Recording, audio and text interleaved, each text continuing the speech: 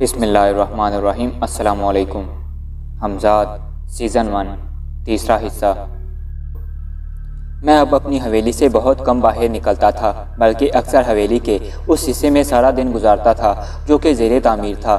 ٹھیکیدار کو نئے نئے مشورے دیتا رہتا تھا، اور جب کوئی ملنے والا یا ضرورت مند آ جاتا تو اس سے وہیں کھڑے کھڑے بات کرتا جاتا۔ چند ہی دن میں یہ حصہ بھی میری مرضی کے مطابق تعمیر ہو گیا۔ اب میں نے اپنی تفریح کے لیے ایک پھٹن بھی خرید لی تھی، جس پر اکثر میں شام کے وقت سیر کرنے کے لیے نکلتا تھا۔ ایک ایسی ہی شام میں سیر کر کے واپس آ رہا تھا کہ میری نظر ایک چروکے پر پڑی۔ میری نظریں وہاں جم کر رہ گئیں۔ وہ لڑکی اتنی ہی حسین تھی کہ ایک نظر اسے دیکھتے ہی مجھ میں جیسے ہلچل سی مچ گئی۔ میری رگوں میں خون تیزی سے گردش کرنے لگا۔ میں نے کوچوان سے واپس چلنے کے لیے کہا، اس لیے کہ وہ حویلی اب پیچھے رہ گئی تھی اور وہ لڑکی اب نظروں سے اوجھل ہو چکی تھی۔ اس سے پہلے میں نے کبھی اپنے اندر ایسا جذبہ محسوس نہیں کیا تھا۔ یہ پہلا موقع تھا۔ میرے سارے جسم میں ایک عجیب سی سنسنی تھی۔ کچھ دیر اسی طرح آگے چلتے ہوئے میں نے کوچوان کو پھر حویلی چلنے کو کہا۔ اس مرتبہ میں سنبھل کر بیٹھ گیا۔ وہ ابھی تک وہیں کھڑی تھی، بڑی بڑی نشیلی آنکھیں، سرو قد۔ میں صرف اتنا ہی دیکھ سکا، اس لیے کہ اس مرتبہ میری اور اس کی نظریں بھی مل گئی تھیں۔ وہ بڑی معصومیت سے میری طرف دیکھ رہی تھی۔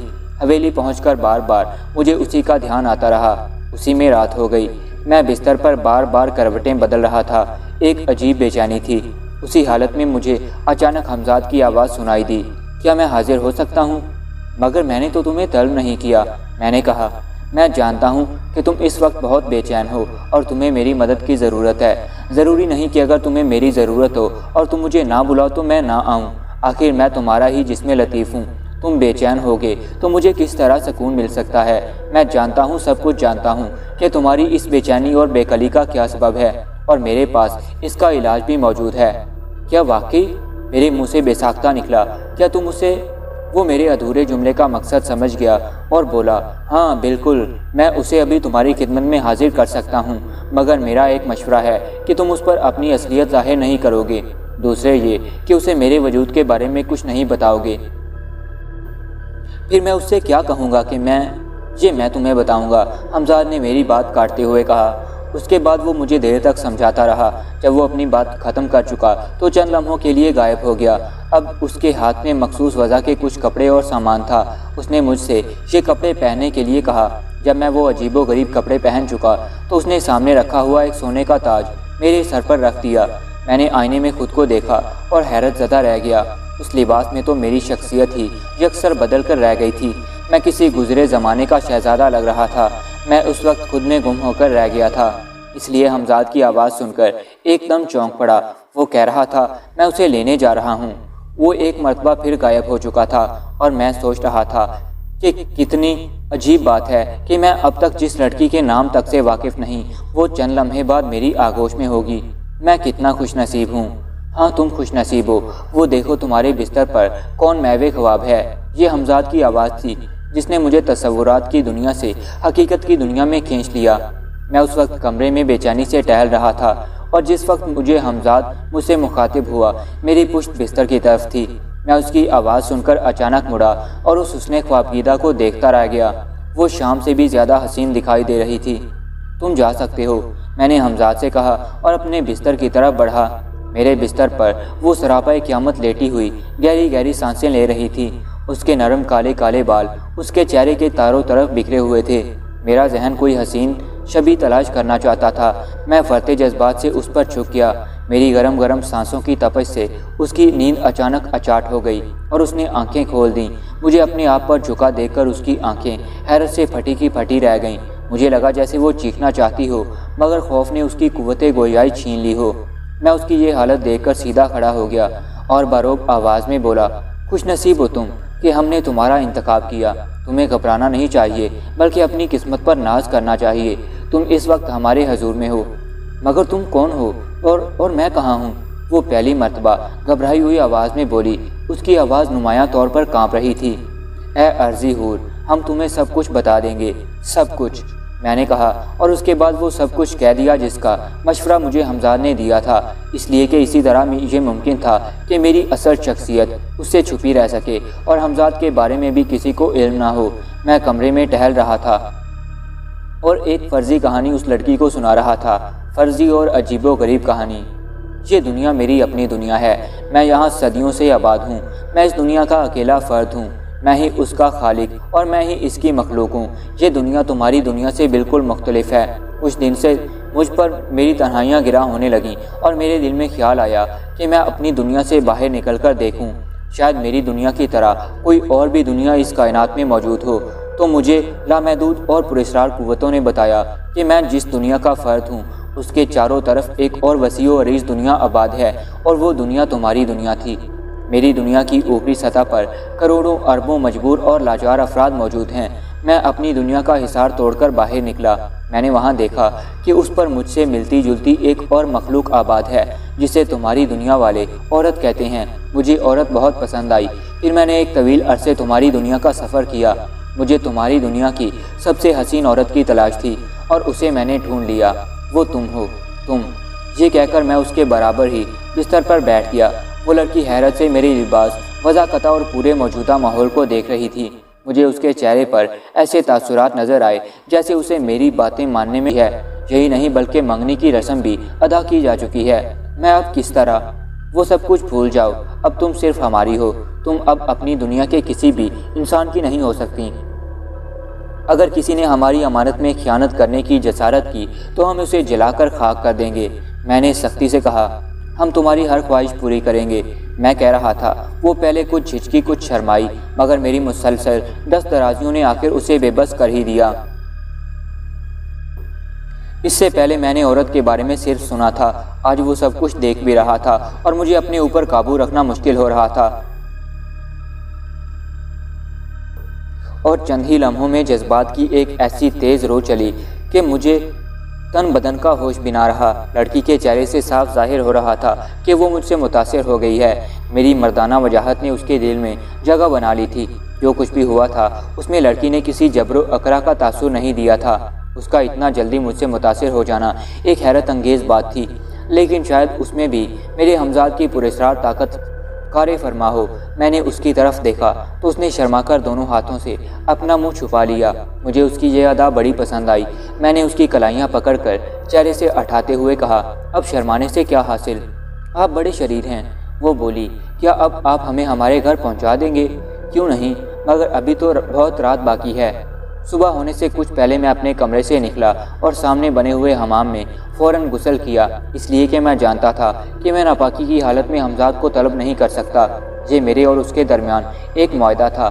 میں غسل کر کے پھر اپنے کمرے میں آ گیا۔ وہ اب بھی تیار بیٹھی تھی۔ میں نے حمزاد کو طلب کیا اور کہا، انہیں ان کے گھر چھوڑاؤ۔ پھر لڑکی سے بولا، آنکھیں بند کرو۔ اس نے جیسے ہی آنکھیں بند کیں، حمزاد نے اسے اٹھایا اور کمرے سے غائب ہو گیا۔ اس کے بعد میں دن چڑھے تک سوتا رہا۔ جاگتے ہی میں نے سب سے پہلے حمزاد کو طلب کیا اور پوچھا، میری زندگی کی خبر لاؤ، کیسی ہے اور کیا کر رہی ہے؟ مجھے اس کے بارے میں ایک ایک اطلاع پہنچاتے رہو۔ حمزاد چلا گیا اور کچھ دیر بعد واپس آ کر اس نے بتایا کہ وہ ابھی سو کر اٹھی ہے اور اس وقت اپنی ماں سے بات کر رہی تھی کہ اب وہ شادی نہیں کرے گی۔ اس کی ماں نے اسے لاکھ ڈانٹا پھٹکارا مگر وہ اپنی بات سے نہیں پھری۔ پھر کچھ دیر بعد حمزاد نے بتایا کہ ایک مولانا کو بلایا گیا ہے جنہوں نے تعویذ دیا ہے جسے اس کے گلے میں ڈال دیا گیا ہے۔ اسی طرح حمزاد شام تک اس کے بارے میں اطلاعات لاتا رہا۔ شام کے وقت اس نے بتایا کہ اس نے اپنے گلے میں بیلے کے ہار ڈال لیے ہیں۔ جب اس کی ماں نے اس کی وجہ پوچھی تو اس نے بتایا کہ کیا خبر آج رات بھی بلایا جائے۔ کل رات بھر میں انہی کے پاس رہی ہوں، میں انہی کی منقوہا ہوں۔ اس بات پر ماں نے اسے بہت سمجھایا کہ کیا بیکی باتیں کر رہی ہو، میں آج تیرے ساتھ سوؤں گی اور دیکھوں گی تجھے وہ کیسے لے جاتا ہے۔ اور پھر رات بھی ہو گئی۔ میری بے چینی بڑھتی جا رہی تھی۔ میں نے کل رات زندگی کا جو لطف اٹھایا تھا اس کے سامنے تو تمام دنیا کی آسائشیں اور لذتیں ہیچ نظر آتی تھیں۔ جیسے ہی رات کے 12 بجے میں نے حمزاد کو اسے بلانے بھیج دیا۔ اس کا نام رضیہ تھا۔ جی میں نے حمزاد سے ہی پوچھ لیا تھا۔ وہ آج بھی کل ہی کی طرح سوئی ہوئی تھی مگر آج اس کے ہونٹوں پر ایک عجیب سی مست کن مسکراہٹ موجود تھی، جیسے کوئی بہت حسین خواب دیکھ رہی ہو۔ میں نے حمزاد کو رخصت کیا اور کل ہی کی طرح آج بھی اسے بیدار کیا۔ اس نے جاگتے ہی میرے گلے میں باہیں ڈال دیں اور بولی، خواب میں بھی تم ہی تھے اور اب آنکھ کھولی ہے تو بھی تم ہی نظر آئے ہو۔ اس رات بھی میں اس کے ساتھ رہا یہاں تک کہ صبح ہو گئی۔ پھر میں نے اسے حمزاد کے سپرد کر دیا۔ آج بھی میں حمزاد کو بلانے سے پہلے غسل کرنا نہیں بھولا تھا۔ दूसरे दिन मुझे हमजाद से मालूम हुआ कि उसके घर में हंगामा हो गया। हुआ ये कि रात सोते में उसकी माँ की आंख खुल गई। उसने देखा कि उसकी बेटी गायब है। उसने तमाम घर सर पर उठा लिया। रज़िया का कहीं पता नहीं था। वो लोग रात भर जागते रहे कि सुबह हो तो रज़िया को तलाश किया जाए, इसलिए कि उन्हें रज़िया की उन बातों पर यकीन नहीं था कि वो रात को किसी और ही दुनिया में थी जिसका मालिक उस पर आशिक हो गया है। उन बातों को उन्होंने रज़िया के पागलपन पर महमूल किया था। रज़िया की खाला कुछ समझदार थीं। उन्होंने रज़िया से ये भी कहा था कि अगर तुझे वो लड़का पसंद नहीं जहाँ उसकी बात पक्की हुई है तो हम मंगनी तोड़कर तेरी शादी दूसरी जगह कर देंगे। लेकिन रज़िया उसी पर अड़ी हुई थी कि अब उसकी शादी किसी इंसान के साथ नहीं हो सकती। सुबह के वक्त रज़िया की माँ उठी तो रज़िया को अपने हमरा सोता देखकर मैं भी हैरत हो गई। उन्होंने रज़िया को फ़ौरन जगाया और पूछा कि वो रात कहाँ गई थी और किस तरह और फिर कैसे वापस आ गई, जबकि अंदर से हवेली का फाटक बंद था। रज़िया का वही एक जवाब था। नतीजा ये हुआ कि उसे मौलवियों को दिखाया गया मगर ला हासिल। आखिर बात यहाँ तक पहुँची कि उसके ससुराल वालों को भी ये खबर हो गई कि लड़की शादी से मुनकर है और उसके सर पर कोई जिन है। वहाँ से फ़ौरन मंगनी टूट गई। अब कोई रज़िया की माँ को रिश्ता देने पर आमादा नहीं था। रज़िया हर रात मेरे पास होती थी। जाहिर है कि उसका कुछ ना कुछ अंजाम तो होना ही था। रज़िया का पाँव भारी हो गया। अब मैंने रज़िया को बुलाने में नागा शुरू कर दिया और मेरी हालत ये थी कि औरत का ऐसा आदी हो गया था कि बगैर उसके चैन ही नहीं पड़ता था। आखिर मजबूर होकर मैंने हमजाद से कहा, किसी और लड़की को लाओ। रज़िया का आना मेरे पास बंद हो गया। उसके बाद मैंने उसकी कोई इत्तला भी नहीं मंगाई। मैं एक और लज्जत में गुम था। ये खुर्शीद थी, लेकिन उसके साथ भी कुछ दिन बाद वही हादसा हुआ जो उससे पहले हो चुका था। तंग आकर मैंने हमजाद से कहा, मुझे हर रात नया जिस्म चाहिए। नतीजा ये कि अब तकरीबन हर रात मेरे आगोश में एक से एक हसीन जिस्म होता। मैं हर लड़की को वही मन गढ़ंत कहानी सुनाता कि मैं एक और ही दुनिया का फ़र्द हूँ और कुछ पसो पेश के बाद वो मेरी बातों पर यकीन कर लेती। यहाँ तक कि ये वादा भी कर लेती कि सिवाय मेरे अब वो किसी से शादी नहीं करेगी। मगर मैं हर लड़की के साथ सिर्फ एक रात गुजार कर उसे हमेशा के लिए भुला देता। मुझे इस बात का बखूबी अंदाज़ा हो चुका था कि मुझ में लड़कियों के लिए बेपनाह कशिश है। मैं न सिर्फ उन्हें अपने खूबसूरत रंगों रूप से मुतासिर करता हूँ बल्कि उन्हें भरपूर तपाक देता हूँ। रफ्ता रफ्ता ये बात सारे शहर में फैल गई, इसलिए कि कई लड़कियाँ हामिला हो चुकी थीं। ये इसरार किसी की समझ में नहीं आता था। बात पुलिस तक भी पहुँच चुकी थी। तमाम लड़कियाँ एक ही आदमी का औलिया बताती थीं और इस पर बज़िद होती थीं कि वो इस दुनिया का इंसान ही नहीं और ये कि वो उसकी मनकूहा हैं और किसी से शादी नहीं करेंगी। मैंने ये हालात देखकर हमजाद से कहा कि ज़रूरी नहीं कि तुम इसी शहर की लड़कियां लाओ, दूसरे शहर भी तो मौजूद हैं। और उसी रात हमजाद मीरठ के नवाब साहब की नोखेज़ लड़की उठा लाया और खिलाफ़े तवक्को ये लड़की मुझे बेइंतहा पसंद आई। हालांकि उसने मेरे साथ कतई ताउन नहीं किया था। सुबह होने से पहले मैंने उसे वापस कर दिया। उसने अपनी माँ को सब कुछ बता दिया जो रात गुजरा था। नवाब साहब के कानों में भी बात पड़ी और वो गुस्से में लाल पकोका हो गए। मगर मामला इस नवैयत का था कि समझ से बाहर था। फ़ौरन नवाब साहब के ख़ास तबीब तलब किए गए जिन्होंने तस्दीक की कि लड़की सच कहती है। उसके साथ ज़बरदस्ती की गई है। मौलवियों और आमिलों को बुलाया गया। उन्होंने बताया कि ये काम किसी आमिल का है जो गुनाह की राह पर पड़ गया है। अब आमिल का पता किस तरह लगे, उसी तमाम हंगामे में रात हो गई। मैंने रात होते ही हमजाद से कहा कि उसे आज फिर लाओ। मगर कुछ देर बाद ही हमजाद वापस खाली हाथ लौट आया और बोला कि आमिलों ने उसके गिर्द हिसार खींच दिया है जिसमें मैं दाखिल नहीं हो सकता। मैं तुम्हारे लिए दूसरी लड़की लाई देता हूँ, आए रात उससे काम चलाओ। हमजाद मेरे लिए एक और हसीन जिस्म ले आया, मगर रह रहकर मुझे नरगस ही की याद सताती रही। नरगस जो मीरठ के नवाब साहब की लड़की थी और जिसके गिर्द आए रात हिसार खींचा हुआ था। सुबह नरगस से पूछा गया कि क्या रात फिर तुम्हें किसी ने बुलाया था। उसने बताया, हाँ वो रात भी आए थे मगर वो मेरे करीब नहीं आए, मुझे दूर से ही बुलाते रहे। मैंने उठना चाहा मगर नामालूम क्यों मैं उठ ना सकी। नवाब साहब भी मौजूद थे, आमिल और हकीम भी। नवाब साहब बोले, ये तो बड़ी ख़तरनाक बात है। आखिर हम कब तक रात भर जाग कर इसकी हिफाजत करते रहेंगे? कब तक इसे हिसार में कैद रखेंगे? क्या किसी तरह आप लोग ये मालूम नहीं कर सकते कि वो कौन मरदूद आमिल है? तमाम आमिलों और हकीमों को नवाब साहब की बात सुनकर सांप सूंघ गया, मगर अचानक बड़े हकीम ने उस खामोशी को तोड़ा। ये मालूम किया जा सकता है कि वो आमिल कहाँ है, फिर आसानी से उसके बारे में भी तहकीक हो सकती है। पहले ये मालूम हो जाए कि वो है किस शहर में, मगर उसके लिए एक मरतबा फिर नरगस को वहाँ जाना पड़ेगा। کیا کہہ رہے ہیں آپ حکیم صاحب؟ نواب صاحب چیخے۔ کیا میں خود جانتے بوجھتے اپنی بیٹی کی عصمت کا سودا کروں؟ کیا آپ مجھے اتنا بے غیرت سمجھتے ہیں؟ حکیم صاحب کچھ دیر خاموش رہے، پھر آہستہ سے بولے، میرا مطلب یہ نہیں تھا نواب صاحب، میں تو اس ملعون کی نشاندہی کرنا چاہتا تھا۔ بہرحال انہوں نے اپنا جملہ ادھورا چھوڑ دیا۔ نواب صاحب نے ایک نظر ان کی طرف دیکھا اور نرمی سے بولے، مجھے اپنے لہجے پر افسوس ہے مگر میں اس وقت اپنے ہوش و حواس میں نہیں ہوں حکیم صاحب۔ کاش وہ ملعون مجھے مل سکتا۔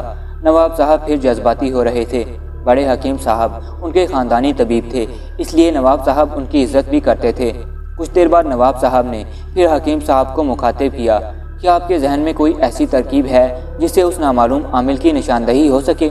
جی ہاں، اسی لیے میں نے عرض کیا تھا، میں چاہتا ہوں آج رات، صرف آج رات عامل حضرات اپنا حصار نرگس کے اطراف سے ہٹا لیں۔ انشاءاللہ کل صبح میں آپ کو کوئی اچھی خبر سنا سکوں گا۔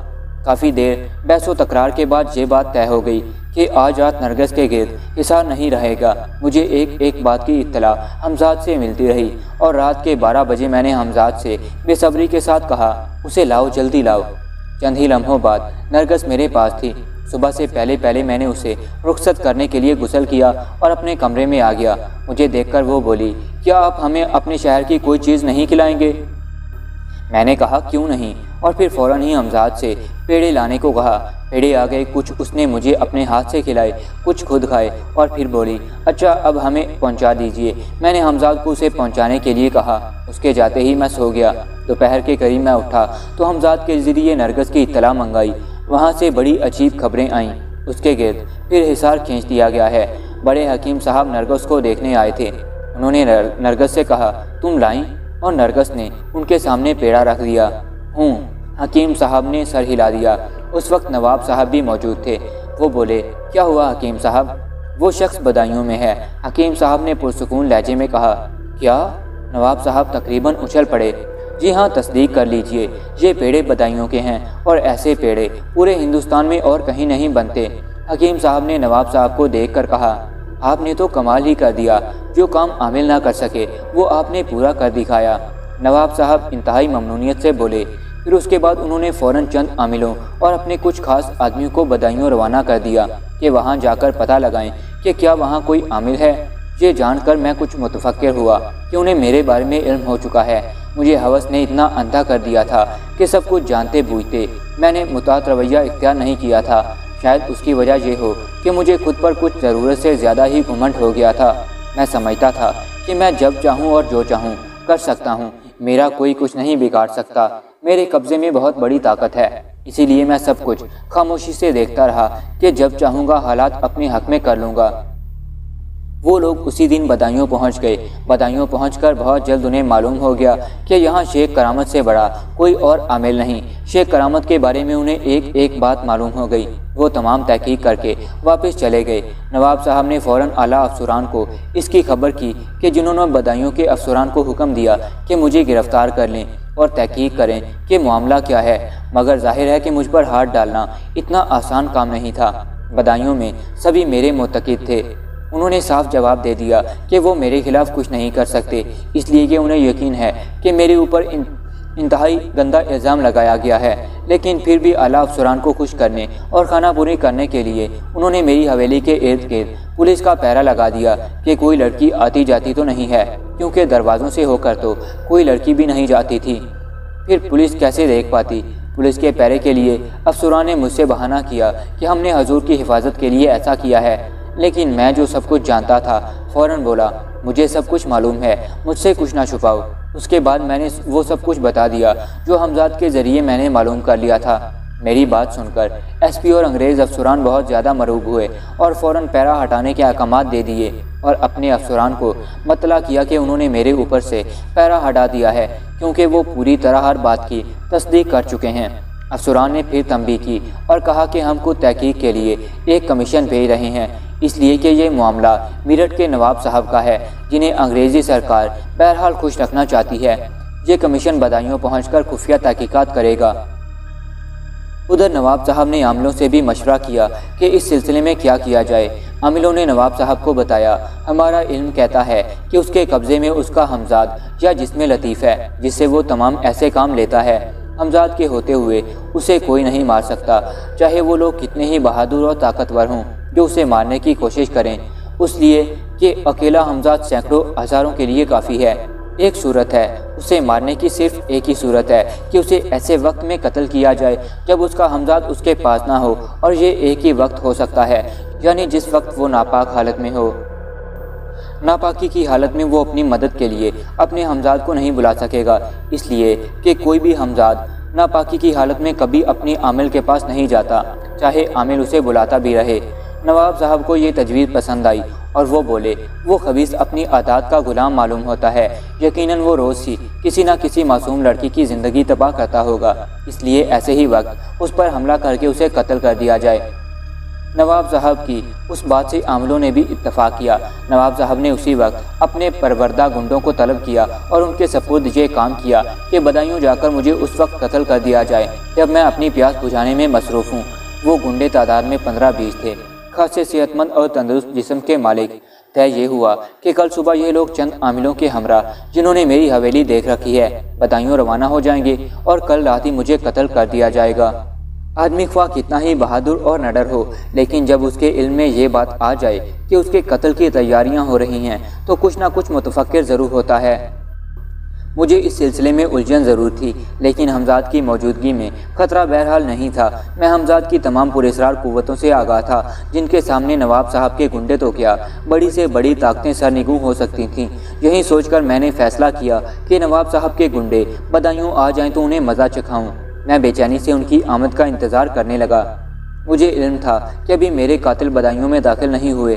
میں ابھی انہی ہی خیالوں میں الجھا ہوا تھا کہ میرے نوکر نے اطلاع دی کہ کوتوالے شہر اور چند دیگر افسران مجھ سے ملنے کے لیے خواہش مند ہیں۔ میں نے انہیں اندر ہی بلا لیا۔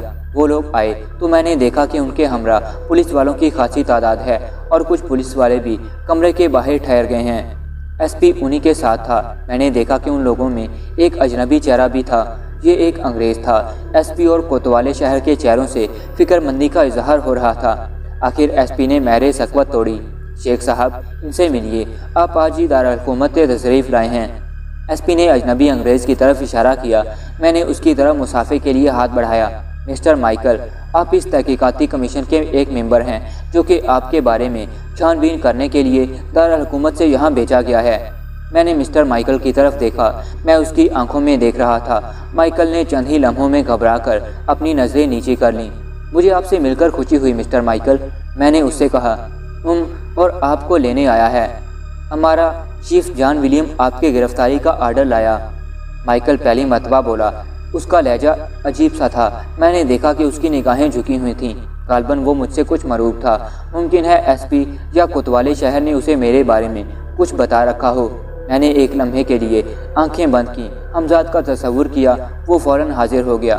اس کے آتے ہی میں نے اسے حکم دیا، جسے بقیہ تمام لوگ بھی سن رہے تھے اور حیرت سے میری طرف دیکھ رہے تھے کہ میں کس سے بات کر رہا ہوں، جبکہ بظاہر ان کے اور میرے سوا کمرے میں اور کوئی بھی موجود نہیں تھا۔ میں کہہ رہا تھا، فوراً معلوم کرو کہ یہ مردود جان ولیم کون ہے اور کیا چاہتا ہے۔ اس کے بارے میں تمام معلومات ہمیں اسی وقت چاہیے۔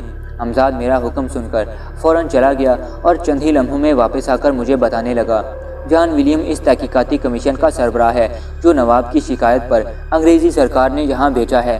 وہ نہایت سخت گیر اور عام انگریزوں کے برخلاف قطعی توہم پرست نہیں۔ اس نے یہاں آتے ہی سب سے پہلا کام یہ کیا کہ آپ کی گرفتاری کے احکامات جاری کر دیے۔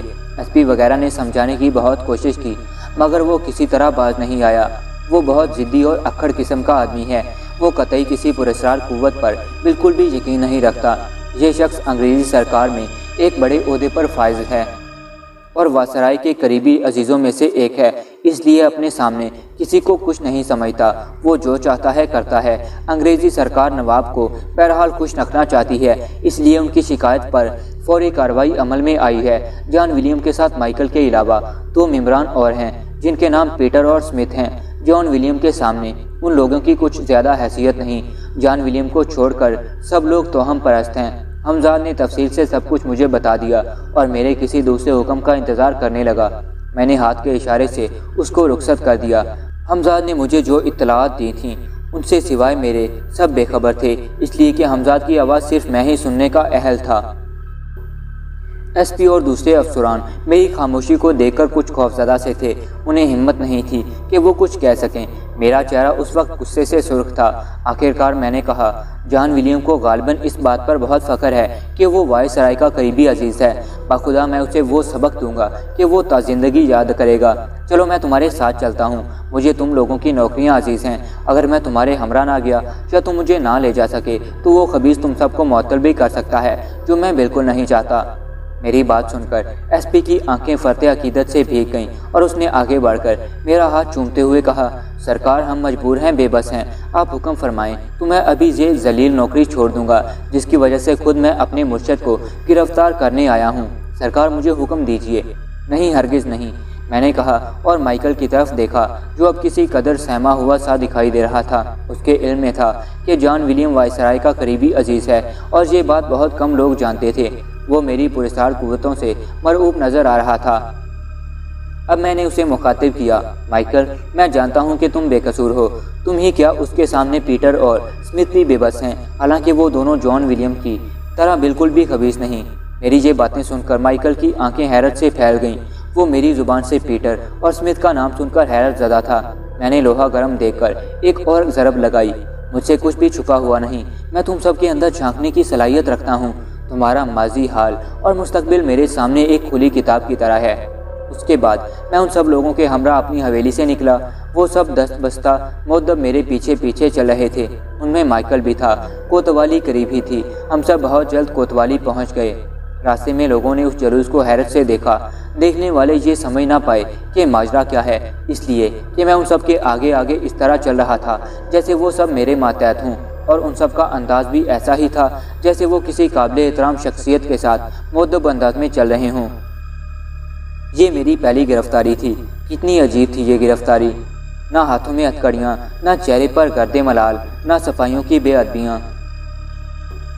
میں کوتوالی میں داخل ہوا تو سامنے بنے ہوئے کمرے کے برآمدے میں ایک لہیم شہیم شخص کو بے چینی سے ٹہلتے ہوئے دیکھا۔ وہ انگریز ہی تھا اور اس کے ہمراہ دو اور انگریز بھی تھے جن سے وہ کچھ باتیں کر رہا تھا۔ میں نے اندازہ لگا لیا کہ یہ لمبا تڑنگا شخص یقیناً جان ولیم ہے اور اس کے ساتھ والے پیٹر اور اسمتھ ہیں۔ پیٹر اور اسمتھ میں سے ایک بہت پستہ قد اور گٹھیلے جسم کا مالک تھا۔ وہ قد میں جان ولیم کا آدھا تھا اور جب جان ولیم کے ساتھ ساتھ چلتا تو اس کی کمر تک پہنچ پاتا تھا۔ اچانک جان ولیم کی نظر مجھ پر پڑ گئی۔ اس نے دیکھا کہ میں بڑی شان بے نیازی سے کوتوالی میں داخل ہو رہا ہوں اور میرے پیچھے پیچھے بقیہ لوگ مؤدب چلے آ رہے ہیں، جن میں مائیکل بھی شامل تھا۔ اب میں اسے صرف چند گز کے فاصلے پر تھا۔ جان ولیم ایک دم چیخ پڑا، مائیکل، کیا میں ان احمقوں کے ساتھ اسی لیے تمہیں بھیجا تھا کہ تم بھی انہی کے ساتھ بے وقوف بن جاؤ؟ تم نے اس خطرناک مجرم کو ہتھکڑیاں کیوں نہیں پہنائیں؟ میں تم سے جواب طلب کروں گا۔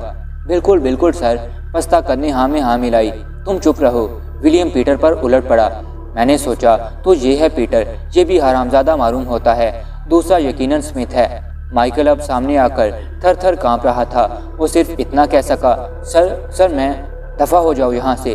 ولیم دھاڑا، اور تم سنو ایم کو۔ ولیم نے ایس پی اور کوتوالے شہر کو مخاطب کیا، اسے حوالات میں ڈال دو، اس پر کڑی نگرانی رکھو، کوئی اس سے ملنے نہ پائے۔ ایس پی ذرا جھجکا، لیکن ولیم کی دوسری پھٹکار پر وہ بوکھلا گیا اور میری طرف دیکھے بغیر اس نے میرا ہاتھ پکڑا اور سامنے بنی ہوئی حوالات کی طرف چل دیا۔ میں خاموشی سے اس کے ساتھ چل رہا تھا۔ حوالات کے باہر کھڑے ہوئے سپاہی نے اسے سلیوٹ کیا اور فوراً حوالات کا سلاخوں والا دروازہ کھول دیا۔ جب ایس پی مجھے حوالات میں بند کر رہا تھا تو میں نے دیکھا کہ اس کی آنکھوں سے آنسو بہہ بہہ کر اس کے رخساروں کو نم کر رہے تھے اور وہ رندے گلے سے کہہ رہا تھا، مرشد، مجھ گنہگار کو معاف کر دینا۔ میں نے اس کے سر پر ہاتھ پھیرا اور بولا، تم بے فکر رہو، حالات بہت جلد بہتر ہو جائیں گے اور تم دیکھو گے کہ اس مغرور کا سر ہمارے قدموں میں جھکا ہوگا۔ اس نے جلدی سے اپنے آنسو پونچھے اور بغیر کچھ کہے واپس چلا گیا۔ میں نے حوالات کا جائزہ لیا۔ یہ ایک بہت چھوٹی سی کوٹھری تھی جس میں صرف ایک آدمی لیٹ سکتا تھا۔ یہاں بڑا تعفن تھا جو مجھے سخت ناگوار گزرا۔